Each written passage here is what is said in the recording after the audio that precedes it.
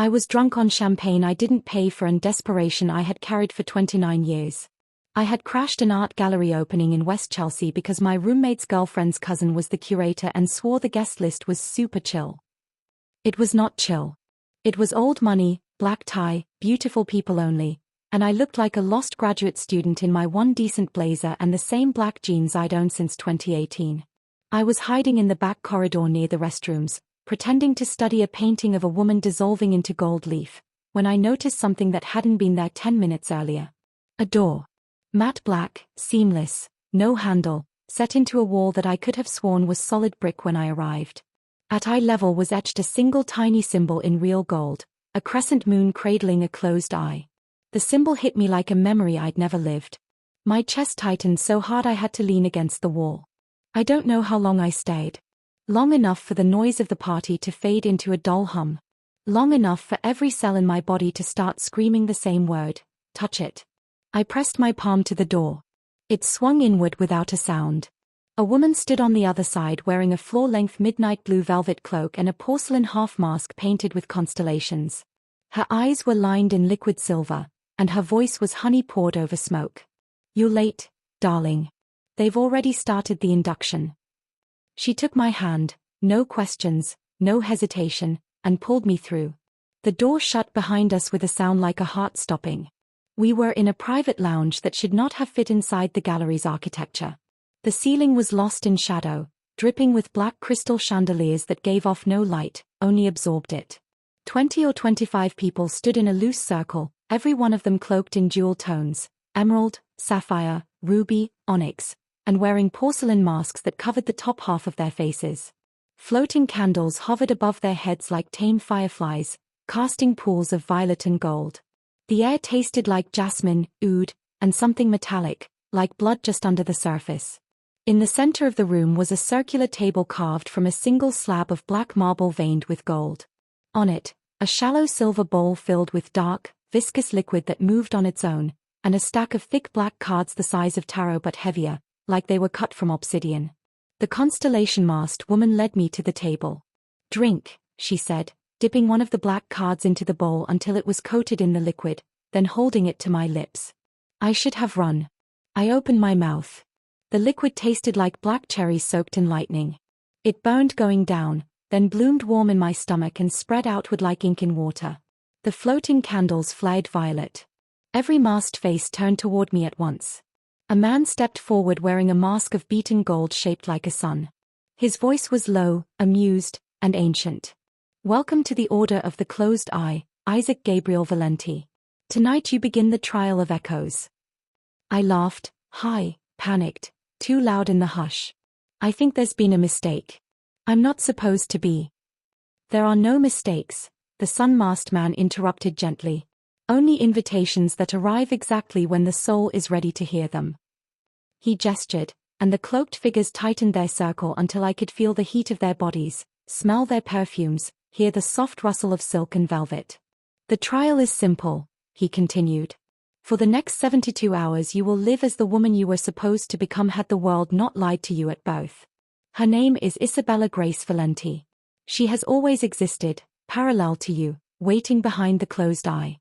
We have simply removed the veil." I opened my mouth to tell him he was insane. The voice that came out was soft, lilting, undeniably feminine. "What did you do to me?" The constellation woman smiled behind her mask. "Nothing that wasn't already yours, Bella." She reached up and unpinned my hair. My short, perpetually messy brown hair. Except it wasn't short anymore. Thick, glossy chestnut waves tumbled past my shoulders, down to the middle of my back, catching candlelight like it had been professionally styled an hour ago. My body felt different. Lighter. My center of gravity had shifted downward and outward. My chest pressed suddenly, insistently against the fabric of my white button-down shirt, which was no longer a button-down shirt but ivory silk, tucked into a high-waisted black leather pencil skirt that hugged hips I didn't have 5 seconds ago. I looked down in panic. Curves. Real, breathing, moving with me curves. Breasts that rose and fell with my frantic breathing. A waist I could almost span with my own 2 hands. Legs that looked a mile long in sheer black stockings and 4-inch black patent Louboutins with the red soles I had only ever seen on other women. The circle of masked figures applauded softly, politely, like I'd just performed a particularly impressive magic trick. The sun-masked man stepped forward holding a long, narrow box of black velvet. "These belong to Isabella," he said, opening it. Inside lay 3 things. A pair of diamond stud earrings, 2 carats each, flashing cold fire. A heavy gold signet ring engraved with the initials IGV in flowing script. A delicate gold chain necklace with a tiny pendant, the same closed-eye inside crescent moon symbol from the door. He fastened the necklace around my throat himself. The metal was warm, almost alive, pulsing faintly against my collarbone. "Rule 1, he said, voice solemn. "You will not remove these 3 items until Sunday at midnight. They anchor her to this plane. Rule 2, you will attend every event we send you to this weekend. You will speak as Isabella, dance as Isabella, eat, drink, love as Isabella. No one outside this room will see anything but her. To the world, you have always been her. Rule 3, at midnight on Sunday you will be offered the key. Turn it left to return to Isaac, memories gently erased, life exactly as it was, no harm done. Turn it right, and Isabella becomes permanent. Body, voice, history, law, memory of every soul you have ever met. Isaac becomes the dream you finally wake from." I laughed again, higher this time, musical, terrifyingly natural. "This is insane. You drugged me. This is some kind of hypnotic." The sun-masked man tilted his head. "Reach up and touch your face, Isaac." I did. My fingers found cheekbones that had never existed. A delicate jaw. Full lips. Long lashes brushing the pads of my fingers. The room spun. A full-length antique mirror had appeared where the marble table had been. The constellation woman took my elbow and guided me to it. I walked on legs that moved differently, hips rolling naturally, weight balanced on the balls of my feet like I'd been wearing heels since birth, and looked. Isabella Grace Valenti looked back. She was devastating. 5 feet 7 inches in the heels, olive skin glowing warm in the candlelight, huge dark eyes lined in perfect liquid wings, cheekbones sharp enough to cut glass, a mouth made for secrets and red lipstick. The ivory silk blouse was tucked into the black leather pencil skirt that hugged every new curve like it had been sewn onto me.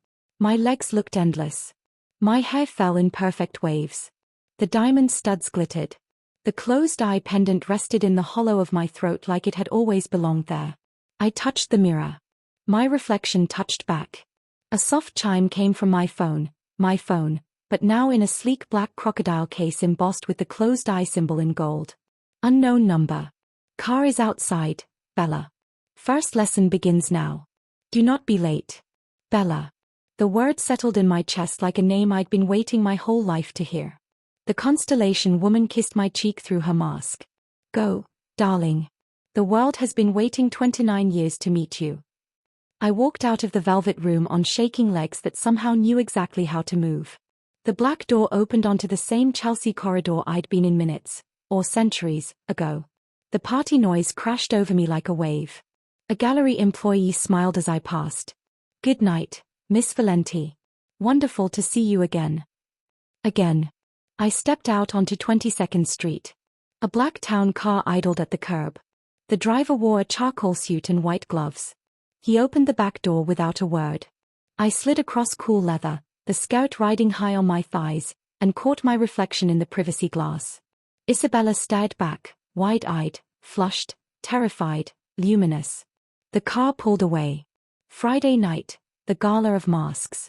The car took me to a private 6-story townhouse on East 78th, the kind of place that doesn't have an address, only a reputation. Liveried staff took my cloak, a midnight blue velvet cape I apparently now owned. I was announced at the top of a sweeping marble staircase. Signorina Isabella Grace Valenti, daughter of the late Vincent Valenti of Valenti and Company. Every head turned. Crystal chandeliers glittered. A string quartet played Vivaldi. The room was full of people who looked like they summered in Capri and wintered in Gstad. I descended the stairs on legs that didn't shake once. An older woman with silver hair and kind eyes enveloped me in a cloud of Chanel and tears. "There's my beautiful niece. Your father would be so proud of the woman you've become." She kissed both my cheeks and pressed a glass of champagne into my hand. For 4 hours I was swept through the room like I'd been born to it. I was introduced as the new creative director at Valenti & Company, the luxury branding house my family had apparently owned since 1892. European countesses complimented my gown, backless emerald silk column that hadn't existed an hour ago. A famous photographer asked to shoot me for Italian Vogue. A woman in a crimson gown and matching mask pulled me onto the dance floor and taught me to waltz like I'd done it in another life. Every time I opened my mouth, perfect Italian came out when needed, flawless French when required, and English with the faintest trace of a Milanese accent I'd never studied. At 2:17 a.m. the driver reappeared at my elbow. "Time to go home, signorina." Home turned out to be a penthouse in Soho with 360-degree views, a terrace dripping with jasmine, and a walk-in closet the size of my old Brooklyn apartment. Rows of designer gowns, shelves of heels, a vanity lit like a movie star's. I stood in the middle of it all in the emerald gown and diamonds and cried until the city lights blurred. I was too afraid to take anything off. What if I woke up and she was gone? I fell asleep on a chaise longue still fully dressed, makeup intact, the closed-eye pendant rising and falling with every terrified breath. Saturday morning, the lessons begin. I woke to sunlight pouring through 14-foot windows and a text on the crocodile phone. Lesson 1, Movement. Address attached. 9 a.m. sharp. Wear the black leotard and point shoes waiting in the studio. A private ballet studio in Flatiron. The instructor was a former Bolshoi prima named Natalia who greeted me with double cheek kisses and tears in her eyes. "Isabella, my star. You are back."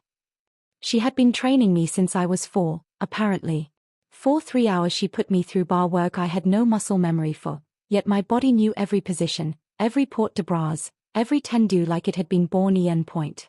When I executed a perfect triple pirouette and stayed in relief, Natalia actually applauded. I cried in the dressing room afterward, staring at the reflection of a dancer's body in the mirror. Long neck, defined arms, arched feet, legs that looked carved from marble. Lesson 2, Voice. 11:30 a.m., a loft in NoHo with a grand piano and a vocal coach who had worked with Adele and Lady Gaga. She smiled when I opened my mouth and a rich, velvety mezzo-soprano came out on the first note. We sang Pucks and I, then Billie Holiday, then original pieces I apparently wrote when I was 22. My voice cracked on the high B-flat, not from strain, but from the overwhelming realization that this was my voice. Had always been my voice. Lesson 3, Desire. 8 p.m., a rooftop in Tribeca, fairy lights, jazz trio, tables for 2. A woman was waiting at the corner table. Tall, androgynous, short platinum hair, wearing a white linen suit and a smile that stopped my heart. "Luca," she said, standing to kiss both my cheeks, then the corner of my mouth. "I've been waiting for you to come back to the city." We drank Negronis and ate boata under the stars. She told me about photographing war zones and fashion weeks in the same breath. I told her things I had never told anyone, about the nights I used to cry in the shower because my body felt like a prison, about the dreams where I woke up as someone else and felt peace for the first time. She listened like she already knew. At midnight she walked me to the edge of the roof and kissed me properly, slow, deliberate, claiming. Fireworks went off somewhere over the Hudson, or maybe that was just inside my chest. I went home tasting her lipstick in mine and knowing I was falling in love with my own life. All day the city felt like it was holding its breath. I wore a simple white linen sundress and walked for hours. Washington Square Park, the High Line, the Whitney. Everywhere I went, people greeted me like they'd known me forever. A street violinist played La Vie en Rose, and bowed when I dropped 100 in his case. A little girl asked if I was a princess.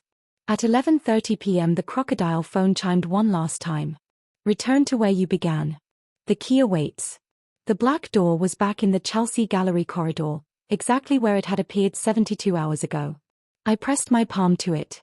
The velvet room was empty except for floating candles and the sun-masked man. He held a small antique gold key on a black silk ribbon. "Isabella Grace Valenti," he said formally, "you have worn her skin for 3 days and 3 nights. You have spoken her truths, danced her dances, loved with her heart. The trial of echoes is complete." He extended the key. "Turn it left to return to the life of Isaac. All memory of this weekend will dissolve like a dream on waking. No harm, No trace. Turn it right, and Isabella becomes your eternal reality. Body, soul, history, law. Isaac becomes the dream you finally awaken from. The room held its breath. I thought of Isaac, quiet, lonely, brilliant at faking confidence, secretly counting the days until it wouldn't hurt anymore. I thought of Isabella, laughing on rooftops, singing Puxanai in a sunlit loft, kissing Luca under a sky full of stars, finally breathing after 29 years underwater. I took the key. My hand did not shake. I turned it right. The floating candles exploded into a storm of golden fireflies that swirled around me, into me, through me, stitching light into every cell. When I opened my eyes, the masks were gone. The people were gone. The room was gone. Only the constellation woman remained. She took off her mask for the first time. She was older than time and younger than dawn, eyes full of galaxies. She kissed my forehead. Welcome home, Bella. I woke up in the Soho penthouse to the smell of espresso and the sound of Luca singing off-key in the shower. My driver's license in the bedside drawer read Isabella Grace Valenti, F. 5 feet 7 inches, 128 pounds, organ donor. My diploma from Parsons, wait, I went to Parsons now, hung in the hallway. My company, Valenti & Company, had a homepage featuring me cutting the ribbon at Milan Fashion Week last year. Instagram, 1.2 million followers, years of posts as Bella, runway shows, beach sunsets in Positano, photo shoots in Marrakesh. My mother called at 8:03 a.m. Buongiorno, tesoro. Breakfast at Sant'Ambrose? I miss my girl. Luca emerged from the bathroom in one of my silk robes, hair wet, grinning. Tell your mom I'm stealing you for brunch on the yacht this weekend. I laughed until I cried. I'm standing in the same Chelsea gallery, but tonight I'm the one hosting the opening night for my new collection. Luca's hand is warm in mine. Across the room the constellation woman stands in her midnight cloak, mask gone, eyes shining with pride. Sometimes, when the city is quiet and the moon is new, I touch the tiny closed-eye pendant that never comes off and whisper thank you to the society that saw me before I saw myself. I crashed a party I wasn't invited to. I walked through a door I was never meant to find. And I became the woman I was always meant to be. If you ever see a black door with a crescent moon cradling a closed eye, don't be afraid to press your palm to it. She might be waiting on the other side. This is me now. Isabella Grace Valenti. And I have finally, perfectly, gloriously come home.